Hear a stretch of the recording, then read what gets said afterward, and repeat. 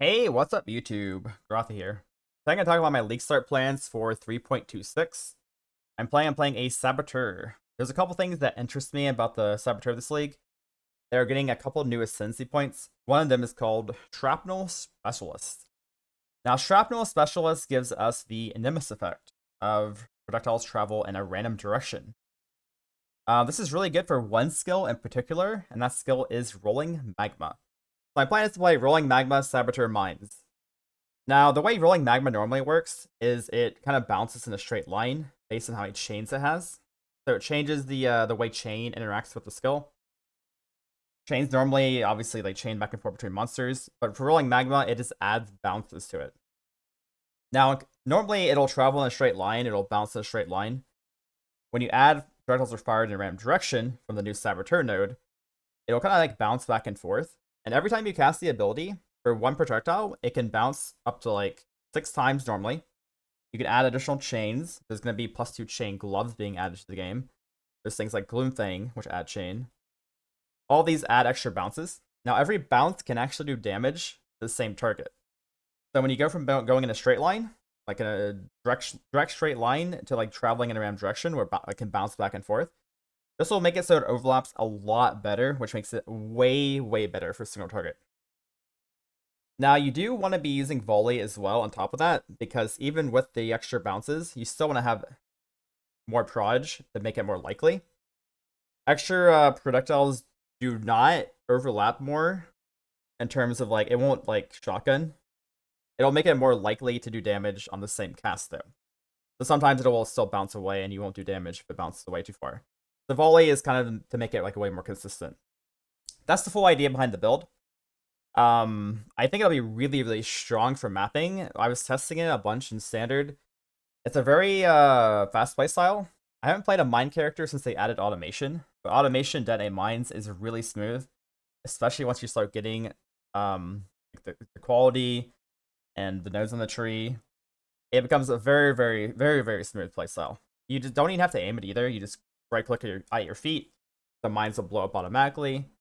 Good clear speed. The single target should be really good end game once you get the setup going.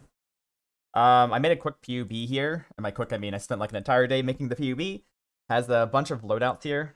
I'll quickly go over my plan, at least, for leveling and whatnot. Let's start at the beginning, though. So, my plan at the very beginning of the game is going to be Rolling Magma, LA Prolift Combustion. Self-casting until 31. Now, you can do other things, but they require you to change your tree around a lot, and I think Rolling Magma is the best by far. I know a lot of people hate aiming it. Luckily, once you switch to mines, you don't have to aim it anymore. I guess theoretically, you could start Poison Concoction, Cobra Lash, but the tree was just so much different that I just don't think it's very efficient. Even if you hate Rolling Magma, I think you should play it to level 31. There's other things you can do, though. The big thing for this is you really want to make sure you Meal a Templar. This will give you a free LA Prolift, and you can buy an extra like 3 link or something on the vendor. Check your vendors for 3 links. You're looking for a blue, blue, blue. Once you get level 8 with Combustion, the build really starts popping off. My current POB has the weapon swap set. Now, if you're really tryharding, the tech is to go Dark Arts, weapon swap Whirling Blades, and then weapon swap to wands when you're fighting bosses, like the 2 Goatshorn. Now, you don't have to do that. You can just use double Goatshorn and just flame dash around, cross link around. That's completely fine. My plan is to go Whirling Blades.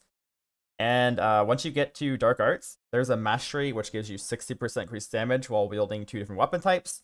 You grab this, use a claw plus a dagger, or a dagger plus a sword, and you craft fire damage spells from Solaris 2 recipe. And this will give you a ton of damage. This is good enough to honestly complete the campaign with. You could use these weapons for completing the campaign. Now, I'm sure if you're playing the game slowly and you're eyeing weapons and stuff, you'll eventually get an upgrade. And I do recommend you eventually switch to a shield and run shield charge instead. Once this happens, you do drop the Dark Arts nerds. Yeah, it's a very smooth playstyle once you get the mines and shield charge setup going. This is what the tree looks like early on. You're going to be rushing Dark Arts. You're going to want to grab Elemental Mastery as soon as possible. And AoE helps the overlap a lot. AoE is going to be very good endgame as well, and you can be using these nodes for a long time.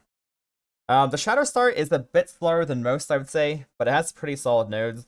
I recommend if you're not trying to go super duper fast, you can run Blood Siphon early on. I would actually recommend you take this after LA Focus before rushing Dark Arts. This gives life on kill, which is one of the strongest things you can have early game. This will make you way tankier, way less likely to die. It's just very solid. Coordination doesn't have to be taken, but you are going to need some dexterity, and this gives cast speed, attack speed. That's also very good. There's also some weird breakpoints with Mind Throw speed, where you actually do want some cast speed. I don't know the exact breakpoint there. I'll talk about that a bit more later, though. There's some weird, like, server tick rate shenanigans going on. It's a bit weird. Anyways, coordination's good. You can take that for sure. Yeah, this is the early game tree. Nothing too special. Once you get to 31, this is the big swap here. You swap from self-cast to mines. The most important links here are going to be High Impact Mine, which turns the gym into a mine gym. Charge Mines, which gives you frenzy charges, power charges, and gives you way more Mind Throw speed. And then Minefield / Volley. Now, Volley actually feels really good to me. I think this is a really important link. But you do kind of want Minefield or Swift Assembly. So I haven't quite decided which I like better on the 4 link. You could try it out yourself. Minefield early on without Mind Throw speed will feel pretty clunky. That's why we're going for the charge mines and we're rushing Mind Throw speed on the trade. This will make it feel a lot more manageable. But you could try Volley out as well. I have to be honest, I don't really know which is going to be better because we don't have the new node yet. Once you get to your normal lab, you will be taking the new node. I don't have it on the POB because POB is not updated yet. You could take a point in Shadows if you're playing hardcore, but even in hardcore, I think taking the return proj random direction thing will be very, very good. So I'm personally going for that node first. It'll be somewhere over here. It'll be a 1-pointer. Grab that normal lab, grab the Buoyant Shadows and Cruel lab. That's my plan at least. And yeah, so Minefield may be the play. If the random direction is good enough, maybe you can get away just running Volley and run Minefield on the 5 link. Kind of the idea though. You're also going to run Sniper's Mark Flame Wall. Flame Wall will add a lot of damage. Eventually you can do some Arcanist brand. So you don't have to cast more than one ability. I recommend you run Flesh and Stone and Skitterbots. Flesh and Stone is such a good gem for how little it costs. The Reservation does so much. It's one of the ways you make this character tanky endgame is running Flesh and Stone plus Born in Shadows.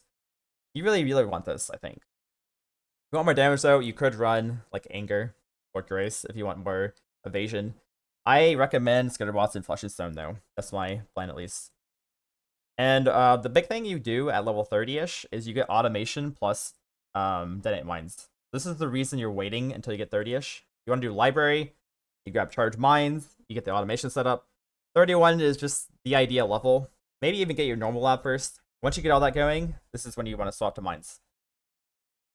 Once you get to maps, or start going into maps, you want to start grabbing all these mine nodes with AoE, all the mine masteries. The mine masteries are very, very strong. I recommend taking the 2.5% life regen. This will help early on. And then the 2% reduced damage taken per mine nearby up to 10%. There's also an increased damage taken one. These are all really, really good. The trade looks a little wonky here. The reason for that is I really, really like these nodes, even though it looks inefficient. We have reduced mana costs, which will help a lot, because mines do cost some mana, and you want the reservation efficiency. These are going to be pretty important when you go to start going into maps and stuff. Once you get like a 5 link, you'll definitely want these nodes, I think. And then on top of that, like I said early on, you get this throw speed. These AoE Aura Skill nodes, these actually apply to your mines. Because High Impact Mine has an AoE Aura tag on it. This means that it turns the Rolling Magma into an Aura, basically. In terms of like these radius nodes, at least. So you get 60 AoE, Reservation Efficiency, Increased Effect for 4 points. This is really, really solid. And then obviously there's like Suppression over here too, and Move Speed and Life. There's like so many like good efficient nodes here. Endgame, we do drop it for Cluster, but this is a super solid like early mapping, even into red map setup to go into this side of the tree. That's the plan early on, is to go down here. There's also frenzy charges. You do want to grab these when you can. These give you more mine throw speed, which is really, really important, as I mentioned earlier. And yeah, AoE is really, really important because it makes this go overlap more, which I mentioned. This is the whole point of the build. It's the Magma Orb bounces overlapping. Make sure you grab efficient explosives as well early on. This will make it so your mines reserve less mana, and they can be detonated additional time, which is quite a bit more damage as well. These things are important. The next side you take here, by the way, so you take Buoyant Shadows, Return Proj, and then you can take Demolition Expert, or Demolition Specialist. And the really important part is you get Pyromaniac behind that from Uberlab. This is 10% regen and some immunity to shock and ignite, which is really, really nice quality of life. But if you want more damage, you can go for the new Bomb Specialist. This will be 30%, hits have a 30% chance to deal 50% area damage, which is pretty good. Like, it's definitely not insignificant for damage. It also has the area less is getting buffed a bit as well. So there's an option there. Personally, I'm going to be taking Pyromaniac. I think this is really solid quality of life. You don't really have Leech on this character because you're playing a mine character. You don't have life and kill. So you really want some regen. That's also why I'm taking the 2.5% regen. This will help out a lot. Definitely 2 life flasks while mapping, I think, is the plan for me at least. You can get away with 1 life flask, that's fine. But like again, I said, like you don't have any leech, you don't have any life and kill. You're gonna have to rely on life flask a little bit. The other thing I like about this character is you get Ghost Dance and you don't have to run EB. EB could be something early on if you're having mana issues at all. By the way, you can run EB, just run like an ES shield. I don't think it'll be needed, especially once you get the minus mana crafts. This should be good enough to drop EB and run Ghost Shrouds. Once you have Ghost Shrouds, this should be a nice defensive boost as well. This is how the tree looks for once you get crit. And then red maps is just getting more crit nodes, getting power charges. Trees not really chaining too much here. I guess I should talk about the gear. So early on, I mean, plus fire gems, fire dispels, spell damage. These are all really good for your weapon. All the other gear is pretty basic. You will want to start getting Zeal Essences whenever you can. This will give you Mine Throw Speed on belts. So you want to look for Stygian, Heavy Belt, throw some Mine Throw Speed on it. This will help a lot for the quality of life. The rest of the gear is pretty straightforward. There's going to be a new +2 chain mod that'll spawn on the mercenary mechanic. This will help out a lot with the bounces. Look out for that. Going into maps, you are going to want to look out for Cloak of Flames / Lightning Coil and Kong Beings. These are your big defensive items early on especially. This will give you huge damage mitigation for spells, while the Lightning Coil and Cloak will give you big phys mitigation. And like later on in the game, if you get like a really good necrotic armor, just to replace those. But honestly, Cloak of Flames and Lightning Coil could be your endgame as well. These are very easy to get like plus corruptions on, like plus level corruptions, which could skyrocket your damage in the endgame. So definitely something to keep an eye out on. The amulet slot. So there's a couple things to mention here. Gloomfang is a pretty solid damage option, especially early on. It's really good for maps too, because increased prod speed will increase your clear speed.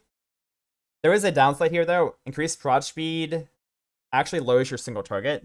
You want slow prod for single target. It's the same thing as I mentioned before. The overlapping is a lot better with slow prod, but again, it'll hurt your clear speed. So you could like throw in slow prod on your 6 link and like swap in faster prod for mapping. Or if you want to be lazy, you can choose Fire Pit on both. I honestly don't know what I'm going to do yet. I might be swapping back and forth. Fire Pit is the lazy option, though. Something to keep in mind. Now, Gloomfang is a pretty solid early option. I think endgame, though, you're looking for a really good rare or a +3 rolling Magma Dragonflight. That's my personal opinion. I would drop this whenever you can, basically. It's a good item if you get early, though. Thinking of the Anoint on the amulet, this is a special hidden Anoint. This gives 80 AoE for 1 Anoint. So it's like, it's kind of insane, honestly. This is another aura effect radius thing, which applies to your mines. Probably the best Anoint. There's a couple options, though. You can go for Suppression if you need more Suppression. You can go for Frenzy Charge if you want more damage. You can go for the Disciple of the Unyielding if you need some more Fizz mitigation. Quite a few options there. I think the best one will probably be the Beacon of Hope in terms of overall efficiency. This does require you to get a Prismatic Oil, though, which may or may not be hard to get in SF, and who knows how expensive they are in Trade League early on. This is a really good Anoint, though. Something to keep an eye out on. Now, scaling into the endgame damage-wise. So, the endgame damage will probably come down to Sandstorm. Sandstorm to cap your crit with a Prophecy or Omen Wand with high base crit. This will be a pretty massive damage increase. I'll show you the damage without it. Even like a pretty good wand, your damage is going to be nowhere near as good without the Sandstorm. So this will require you to do Sanctum if you're playing SF or buy a Sandstorm at some point.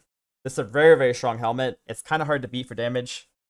The rest of the gear, you're looking for minus mana on your rings. And one really important thing to mention is you do want some cooldown recovery rate somewhere on your gear. 2% will hit a breakpoint along with quality for Detonate Mines. So Detonate Mines has a effective cooldown, and with just the 2% node, you actually hit a big Detonate Mine breakpoint, which will basically, if you have too much throw speed and you don't have this cooldown recovery rate, you'll be blowing the mines up slower than you throw them. So you're looking for a 2% CDR on a random jewel. Doesn't really matter past that. There is another breakpoint. You need like really, really high mine throw speed for it to matter though. The next breakpoint is like 32% cooldown recovery rate, I believe. Personally, I'm probably going to ignore that unless I get really, really good throw speed, and then maybe I'll consider looking into it at that point. But yeah, the next breakpoint is a lot more investment. This breakpoint just requires you to use a Stygian Vise and a random Hypnotic Jewel. And yeah, so super endgame setup is using a cluster. The clusters for mine and traps are really, really good. You're looking for Guerrilla Tactics for throw speed and move speed, and Surprise Sabotage, which is crit multi and pen. These are really, really good medium clusters, and this is what you're going for endgame. The large cluster doesn't really matter as much, but you're probably just gonna run a fire cluster with Prismatic Heart and Cremator. This will give you some destroying corpses, which is nice. Yeah, the cluster is really big damage. I'll show you without the cluster. It's kind of insane, honestly. Yeah, cluster is pretty good. Rest of the gear and defenses. This is the tree, like super endgame. Your defenses on this character, people keep asking me if it's gonna be squishy. It's actually relatively tanky. You have Born in Shadows with Blind. You have Flesh and Stone. I'm running Arctic Armor. You have Skitterbots for Chill. This is Arctic Armor without having Stationary, by the way. With Stationary, it goes quite a bit higher. Born in Shadows plus Flesh and Stone is already pretty big mitigation. This is what, like 30% reduced damage taken? You have Kong Mings. This is another 30% reduced damage taken from blinded enemies. Then you have Suppression. And then you have some Fizz mitigation if you're running Lightning Coil or Cloak of Flames. Personally, I believe, like super endgame, you should just run the Necrotic Armor. This will be the most efficient. Once you have a really good base with like high evasion, high ES, get the Fizz against fire and plus it. Probably the most defensive option. Again, like I said though, you get some pretty high damage corruptions for like Lightning Coil or Cloak. Yeah, that's pretty much everything I wanted to talk about. The character should pop off. I tested a bunch. There is I should make a quick disclaimer here. It is maybe hard on your PC. For me personally, I didn't have any issues at all. But it is a lot of projectiles. They're going out everywhere, overlapping everywhere. There's a lot of projectiles on the screen.